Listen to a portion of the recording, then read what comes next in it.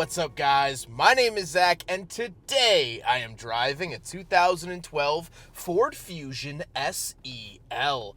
Up front is a 2.5 liter inline 4 and down below is a 5-speed automatic transmission. Now I am super excited to be driving this Ford Fusion because I've only driven the later generation of the Ford Fusion as seen here, and now here in 2024 the Fusion has been canceled along with all of Ford's other sedans. And so it's going to be interesting to take a look back at the Fusion, what it was, and maybe it was a diamond in the rough that we never noticed. But if you would like to submit your own vehicle, you can head on over to my website, zackpradel.com/submit. It's a quick and easy submission form. It takes under a minute to fill out, and I come out to you. And huge thank you to North Naperville Autos for letting me take out the Ford Fusion here in today's video. You'll hear a lot more about them at the end of the video, but if you'd like to browse their inventory, it'll be down in the description below. So let's get back to that 2.5 liter inline 4. Well, this is a Duratec engine, and it shares roots with the current Mazda's 2.5 liter Sky Active engine. Back in the 2000s and early 2010s, Mazda and Ford were working together under Ford's ownership of Mazda, and so you're going to see a lot of similarities. I bring this up because if you've driven a more modern Mazda 3, you might be used to this engine. I don't mind the 2.5 liter. My personal car that I own actually has a derivative of this engine in it, and I've always liked it. I think they're good and solid, and they should be able to go the distance. Like I said, paired to it is a 5-speed automatic transmission. I don't really have any major complaints about it. It seems to be doing the job, and that's all I can tell you. Last but not least, this particular Ford Fusion is front-wheel drive. However, in this era, in this body style, you could find all-wheel drive Ford Fusions, which is fantastic, and it wasn't very common to see all-wheel drive sedans in the late 2000s, early 2010s, so that was definitely a big selling point. How does it feel to drive the Ford Fusion? It actually drives really, really nice. It feels very planted. The 2.5 liter makes enough power. I'm not over the moon about it, but I'm also not hating it. And it just has a very confident drive. Now, visibility is pretty good. However, this car does have aftermarket tinted windows, so if you're seeing the side windows be really dark, it's not how all Fusions are. Steering is a little bit heavier than what I expected, but I think it really helps out that planted feel. Suspension is a touch creaky, but you know, this is a 12-year-old car. It's been through 12 years of Chicago potholes. I think I would be a little creaky too. With that stuff out of the way, let's talk about the interior. Well, in front of me, I have 3 main gauges. Off to the left is my tachometer. In the center is my speedometer, and off to the right is my coolant temperature and fuel. I love how these light up blue, really reinforcing the blue oval in the early 2010s, and I like to see that. On the steering wheel, on the left, we have our cruise control options, and off to the right, we have volume, skip track, media, and phone options. The steering wheel is decent, does the job, no complaints. Off to the left, we do have a climate control vent, a little pull-out tray, which is not an ashtray, but this is for like gate passes at an apartment complex or toll passes, toll change, things of that nature. And down below, we have the headlight switches and gauge dimmer switch. Moving out of the door, we have lock and unlock, power mirrors, and power windows, all pretty standard Ford mechanics there. Something really interesting too is that you could put it into reverse and you actually get a backup camera inside the rear view mirror.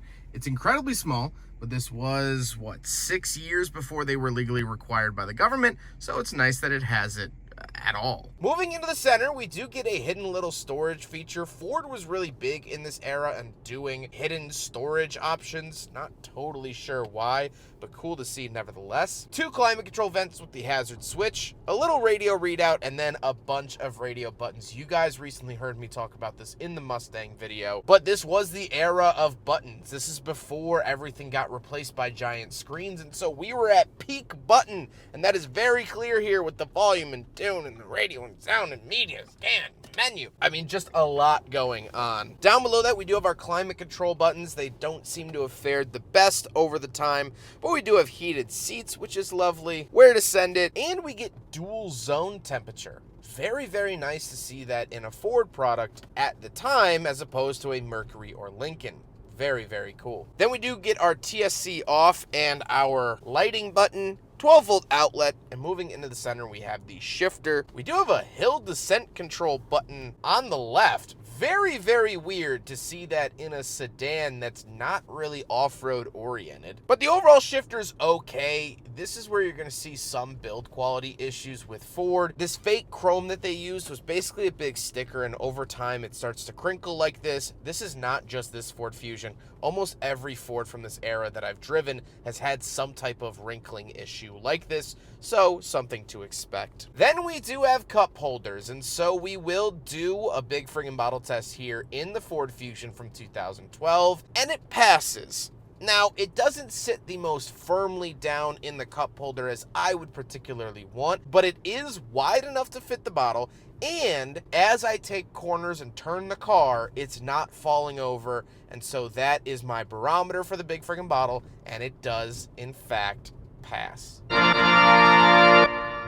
Then we get a dual opening center console, so you could open up the tiny part on the top or the bigger part on the bottom for like USB aux and a 12-volt outlet. And then we'll talk about the seats. The seats are finished in a really nice leather. They are heated, power, and I enjoy them. For a vehicle in this segment at this price point at the time, I wouldn't expect really anything more, so it's definitely nice to see. However, speaking of seats, we do have back seats, so let's go do a back seat review. All right, so we're in the back of the 2012 Ford Fusion SEL, and a couple of things to note. First of all, I do not get any rear climate vents. Really wish that I did, but I don't. I have lights back here, which is nice. Center console I can fold out with two cup holders in there. Of course, power windows, grab handle, and that's pretty much it. Very, very basic back seat for a very, very basic car. Kind of on brand. Let's hop into the trunk and see how basic it is back there. Right around the back of the Ford Fusion SEL, double click here on the key to pop the trunk. Otherwise, you do get this pretty gnarly keyhole. It really reminds me of like the police interceptor. It's a very utilitarian keyhole, not very pretty, but pop it up like this. And here is the trunk space, which I do have to say is pretty vast, which is really, really nice to see. That's my dealer license plate. That's not normally there. And of course the floor mat for the next owner to keep it nice and clean. And I can pull here to release the back seats.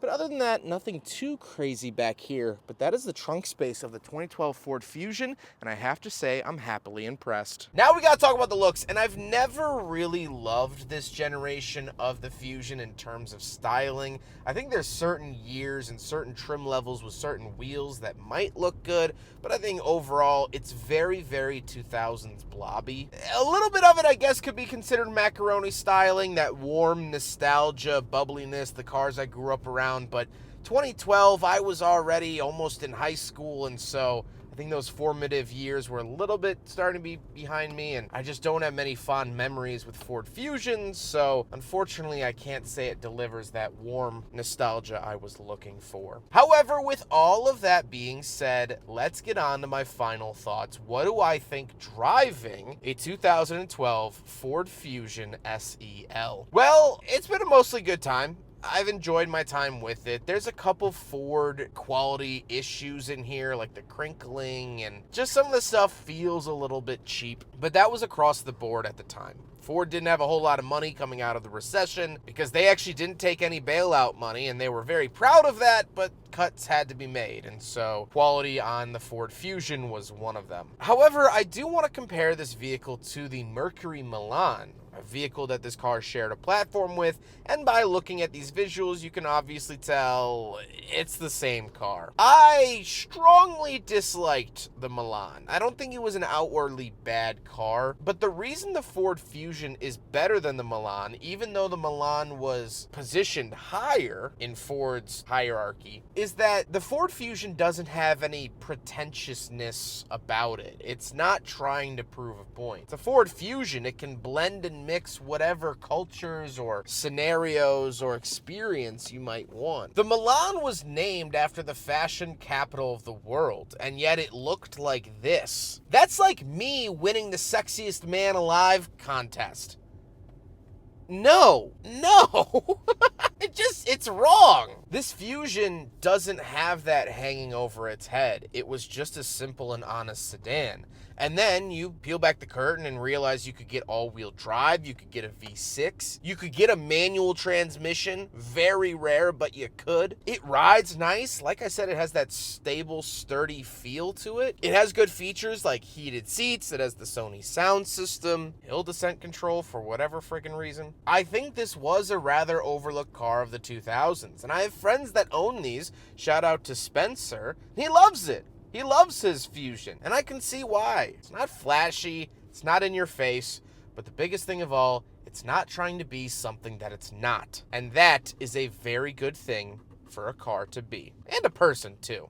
Don't try to be something you're not. I hope you guys enjoyed the video. Huge thank you to North Naperville Autos for letting me take out their 2012 Ford Fusion. This is just one of their many vehicles on the lot. North Naperville Autos is absolutely fantastic to work with. I always enjoy when I see them on the schedule. If you're in the Chicagoland area and are in need of a used car, North Naperville Autos is wonderful, a great and friendly staff. They also offer deliveries, so if you're not in the Chicagoland area, you can still buy from them. Browse their inventory with the link in the description below. I don't think you'll regret it. But I hope you guys enjoyed the video. Don't forget to rate the video, comment on the video, and subscribe if you really liked it.